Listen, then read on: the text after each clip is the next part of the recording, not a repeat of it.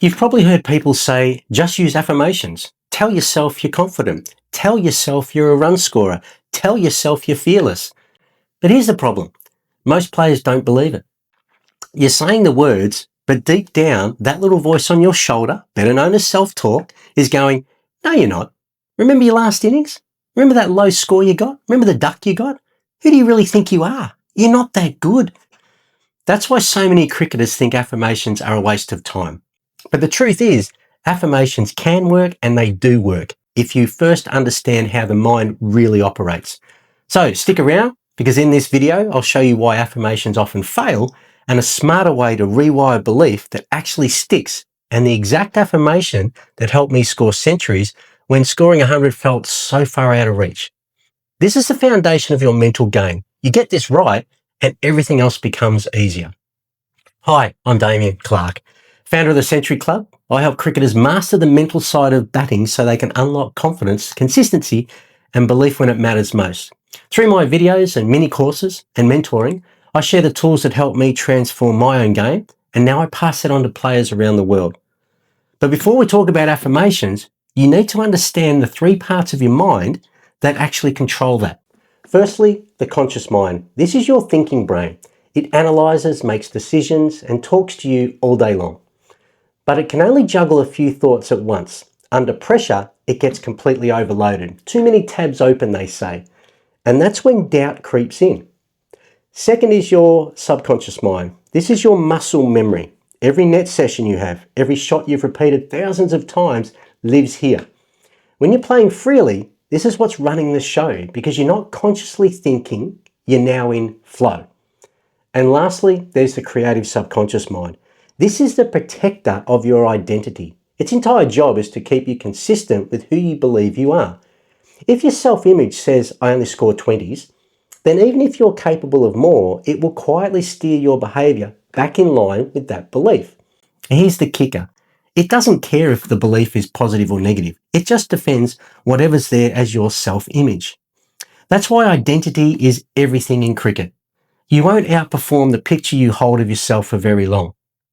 So, when you stand there saying, I am confident, I score centuries, I love pressure, but deep down your self-image doesn't buy it, your creative subconscious shuts it down.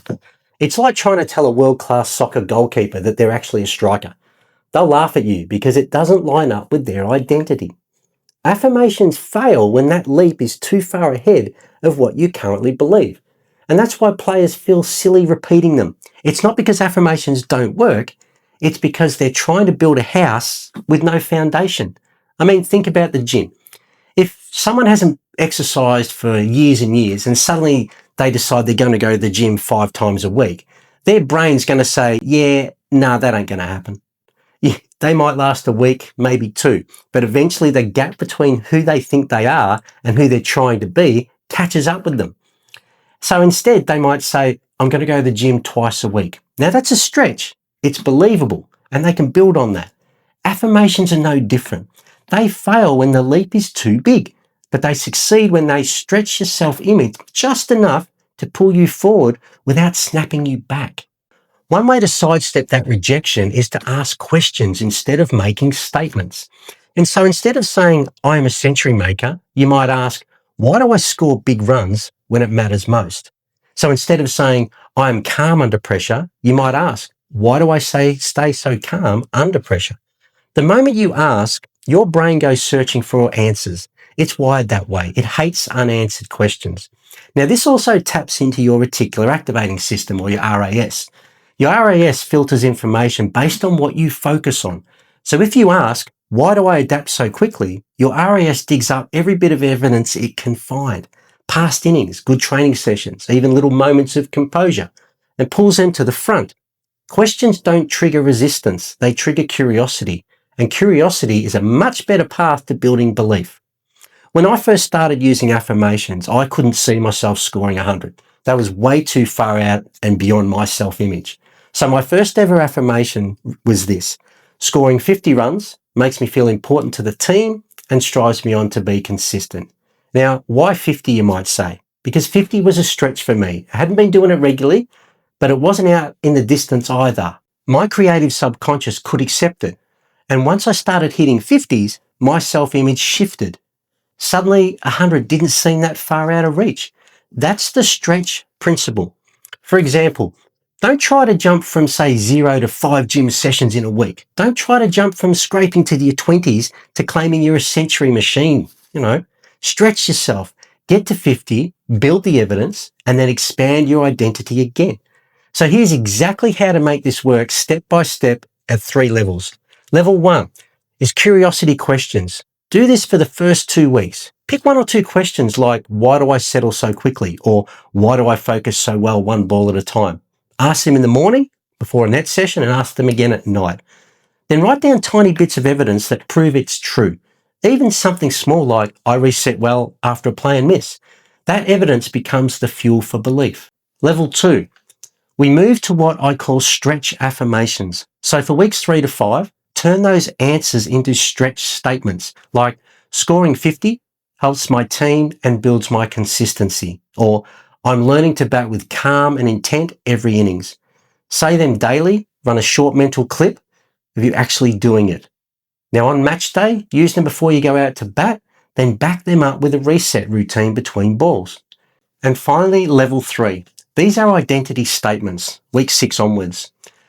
When the stretch feels normal, lock it in with identity. Say things like, I am calm and focused under pressure, or I am a batsman who builds big scores. Repeat them morning and night. Anchor them to a physical cue, like touching your glove, taking your pads, and let your creative subconscious defend that new identity. This is the new you. Your creative subconscious is now going to defend that belief and not tear it down. That's the flow. It's questions, then stretch, then the new identity. Each stage builds on the last until your new belief becomes who you really are at the crease. And this isn't just theory. You see it everywhere. I mean, David Warner, even after lean patches, walked out with strut and intent. That's not arrogance.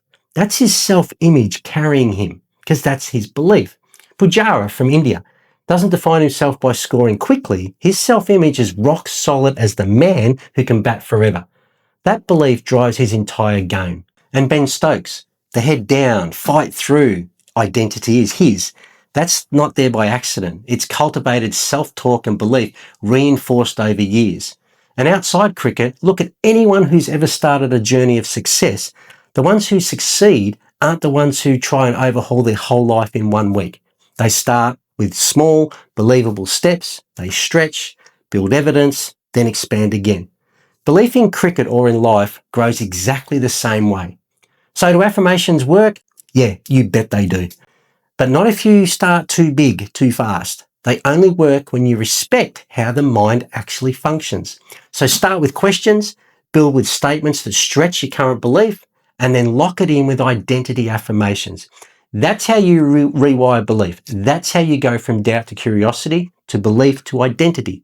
And that's when confidence shows up ball after ball.